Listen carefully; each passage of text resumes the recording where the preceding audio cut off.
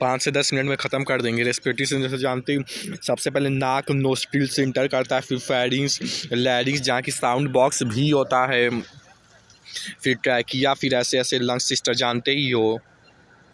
और फिर ट्रैकिया के बाद जो है देखो अंदर जाओ थोड़ा, तो ट्रैकिया के बाद जो है प्राइमरी ब्रोंकियोल्स आता है, फिर सेकेंडरी ब्रोंकियोल्स आता है, फिर टेरेस्ट्री ब्रोंकियोल्स आता है। ऐसे ये भी सेकेंडरी ही है और इस तरीके से ये मतलब डिवाइड होते जाता है। प्राइमरी जो कि डिवाइड होता है फिर टेरेस्ट्री में, और फिर टेरेस्ट्री भी डिवाइड होता है थर्सरी में। और फिर उसके बाद आता है प्राइमरी। देखो यहाँ तक हो चुका था टर्सरी ब्रोंकियोल्स वाला। उसके बाद आता है प्राइमरी की पता नहीं क्या, ये वाला ब्रोंकियोल्स जो कि यहाँ पे 3 था, यहाँ पे 2 होगा।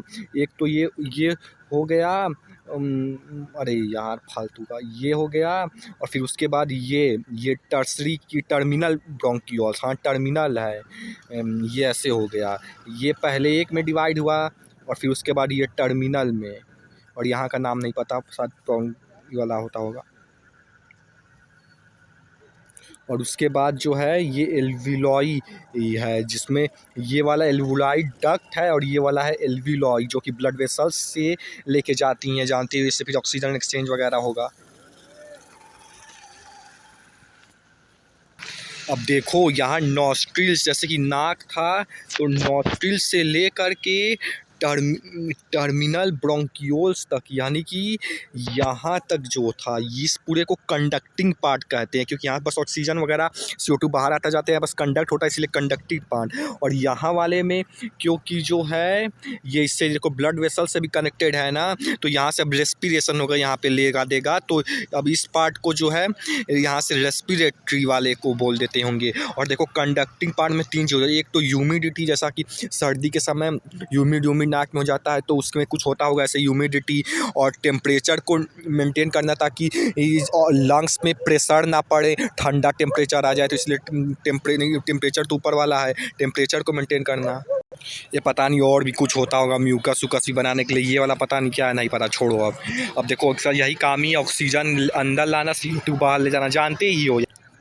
देखो ट्रैकिया से लेकर प्राइमरी ब्रोंकियोल्स तक, यानी कि जो यहाँ से है ये प्राइमरी ब्रोंकियोल्स तक जो है, ट्रैकिया से लेकर के यहाँ पे कार्टिलेजिनस, यानी कि कार्टिलेज टाइप, कार्टिलेज समझते हो ना, उसी टाइप का रिंग प्रेजेंट होता है, यानी कि समझ जाओ वो होता कुछ होता है।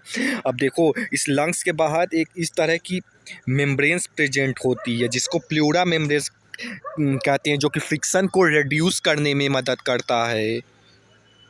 और इस प्लूरा में प्यूलर फ्लूइड भरा होता है, मतलब एक तरह का फ्लूइड जो कि फ्रिक्शन को रिड्यूस करता है। अब देखो सबसे पहली तो चीज़ PV = nRT, जिसमें से अगर ऊपर की सारी चीज़ मतलब कि ये मतलब कांस्टेंट हो जाएगा, टेम्परेचर R मतलब कांस्टेंट हो जाएगा, तो ये पूरा 1 बन जाएगा, तो फिर V नीचे चला जाएगा, P = इनवर्सली प्रोपोर्शनल वैल्यू, यानी कि अगर वॉल्यूम कम कर दोगे लंग्स की तो प्रेशर बढ़ जाएगा, और वहीं पे उल्टा प्रेशर कम कर दोगे तो वॉल्यूम बढ़ जाएगा। अब इसी पे बेसिस, जैसे अब यहाँ पे हाई प्रेशर है और यहाँ पे जो है लो प्रेशर है, तो अब हाई प्रेशर से लो, तो देखो अब यहाँ पे हाई प्रेशर है और यहाँ पे लो प्रेशर है, तो देखो अब मान लो CO2 बाहर फेंकना है तो इधर हाई प्रेशर क्रिएट करना होगा, यानी इतना जितना है, तो हाई ताकि यहाँ पे लो प्रेशर हो सके, जब यहाँ पे हाई प्रेशर क्रिएट करेंगे तो हाई प्रेशर कैसे क्रिएट होगा, यानी कि प्रेशर कब बढ़ेगा, जब वॉल्यूम कम कर देंगे। और देखो वॉल्यूम कम ज़्यादा किससे होती है, 2 चीज़ से, एक तो डायफ्राम ऊपर नीचे जाता है, जैसा कि खान सर से पढ़े ही थे, और एक जो है इंटरसेलरी मसल्स होती हैं। अब केवल ये यहाँ पे होता है कि पूरे लंग पे पता नहीं, लेकिन देखो ये इंटरसेंट्री मसल दो तरीके से, एक मान लो ये पेज है तो पेज की ऊपर के साइड और एक पेज के नीचे वाला साइड जो होगा, यानी कि डॉर्सल और वेंट्री इस तरीके से जो है ये लंग्स को मतलब फुलाता उलाता है, जैसे कि ये प्रेशर एयर बोले थे। और डायफ्राम ए और पी यानी एंटीरियर और पोस्टीरियर साइड, इमेजिन कर लो पेज के ऊपर किस तरह का और पेज के नीचे किस तरह का वो ये वाली मसल्स कराती हैं। और देखो भाई जैसे बस इसी कॉन्सेप्ट के बेस की प्रेशर ज़्यादा, जैसे यहाँ पे अगर हाई प्रेशर क्रिएट कर दो वो पहले से यहाँ हाई प्रेशर है ताकि ये लो प्रेशर हो जाए, तो इस तरीके से यहाँ पे प्रेशर बढ़ाएंगे वॉल्यूम घटाएंगे और फिर उल्टा वहीं पे लेना रहे तो बाहर अगर लो प्रेशर है मतलब हाई प्रेशर लो प्रेशर खेल लेना यार। देखो ब्रीदिंग रेट 12 से 16 बार, 1 मिनट में 12 से 16 बार सांस लेते हैं। और देखो इसमें तीन मतलब कुछ चीज़ें हैं। देखो ये जो पूरा है इसे टाइडल वॉल्यूम, मतलब अभी नाम पे नहीं, बस इसे एक वॉल्यूम बोलेंगे, इसे एक और जो यहाँ तक जाए तो इसे एक वॉल्यूम बोल देंगे और इसको मिला के इस पूरे को एक अलग वॉल्यूम बोल देंगे। और वहीं पे वैसे इसको एक अलग वॉल्यूम बोल देंगे और इस पूले को मिला के एक अलग वॉल्यूम बोल देंगे। और ये जब मतलब कि सांस हम फोर्सफुली बाहर फेंकते हैं तब होता है, और ये फोर्सफुली अंदर लेते हैं तब तो होता है। और अंदर लेने के बाद भी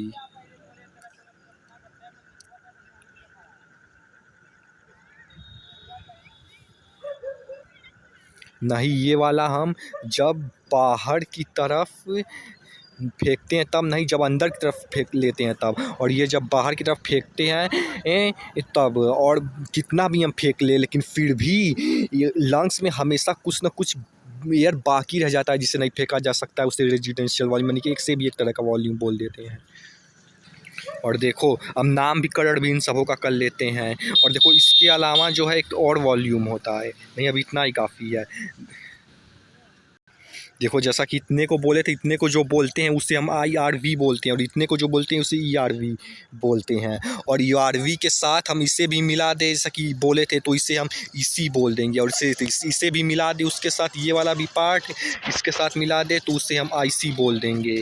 और इसे TV बोलते हैं और इसे RV। हाँ तो देखो जैसा कि हमने ये भी कर लिया, ये भी कर लिया, ये भी कर लिया, ये भी, बस 3 बचा है ये तीनों। अब इसमें TLC देखो क्या होता है, T मतलब टोटल, तो इस पूरे को टोटल कर दो, सबको जोड़ दो तो टोटल हो जाएगा। और अगर ये VOC वाले की बात करो, बस ये वाला काट दो, जो बचा रह जाएगा वो VC हो जाएगा। और अगर FRC केवल बचा तो वो देखो कौन सा वॉल्यूम होता है। साथ से ERC शायद से इसे बोलते हैं कि इस सब के अलावा, यानी कि सब के अलावा जो भी बचा रह जाता है, यानी कि ये वाला ERV और रेजिडेंशियल वॉल्यूम, तो इस दोनों को साथ से ERC बोलते हैं। और और देखो इसमें अब ये चीज़ देखो, सबसे पहले तो RV में अब कितना वॉल्यूम होता है देखो, तो R में इसको ऐसे कर दो तो इधर का 1 बन जाएगा और इधर वाला चीज़ 2 बन जाएगा, तो इस तरीके से 1200 कर देना। और ये इसे 2 से इंटू करो और इसे 3 से इंटू करो, इसे 2 से इंटू करो तो 500 होता है, ये नॉर्मली पता होता है। फिर इसको ये करोगे ये आ जाएगा, फिर इसको ये करोगे ये आ जाएगा, तो इस तरीके से हो जाएगा। अब देखो हमारा हार्ट जो अरे लंग्स जो है वो ऐसे कहीं भी बाकी एक्सीडेंट हो कुछ भी होगा तो उससे चोट पहुंच जाएगी, इसीलिए सेफ्टी प्रोवाइड करने के लिए क्या होता है, सबसे पहले डायफ्राम होता है ताकि सेफ्टी रहे, ताकि कहीं से गिरे उड़े तो बचा लिए। जानते ही यो खान सर पढ़ाए थे। और देखो क्या प्रेजेंट होता है, लंग्स के राउंड रिब्स प्रेजेंट होते हैं और स्टर्नम भी प्रेजेंट होता है जो कि लंग्स को प्रोवाइड करता है सेफ्टी। और बैक बोन हमारी वर्टिब्रल कॉलम भी सेफ्टी प्रोवाइड करती है, ये साथ चारों मिल के प्रोवाइड करते हैं। इमेजिन कर सकते हो। और देखो ये तो जानते ही हो यार कि ऐसे ऐसे बॉडी टिश्यू से ऐसे आता है राइट एट्रियम में, फिर राइट वेंट्रिकल से लंग्स से, फिर लेफ्ट एट्रियम से लेफ्ट, ये सब जानते ही। और देखो जहाँ भी पल्मोनरी, अरे हट यार, पल्मोनरी यूज हो जाए वो हमेशा लंग्स के लिए यूज होगा, जहाँ पे भी सिस्टेमेटिक यूज हो जाए वो हमेशा बॉडी टिश्यू के लिए होगा। और अगर आर्टरी से ब्लड निकल रहा है, मतलब अगर हार्ट से ब्लड निकल रहा है जहाँ वहाँ आर्टरी यूज होगा, जहाँ अगर हार्ट के अंदर ब्लड आ रहा है तो वेन यूज होगा। उसी के बेसिस पे देखो ये अब लंग्स की तरफ जा रहा है तो पल्मोनरी हो गया, और ये बॉडी टिश्यू से जा रहा है तो सिस्टेमेटिक हो गया, और ये हार्ट के अंदर आ जा रहा है तो आर्टरी हो गया, ब्लड अंदर आ रहा है, और ये हार्ट से बाहर जा रहा है तो वेन। अरे यार यहाँ पे कुछ गड़बड़ाया।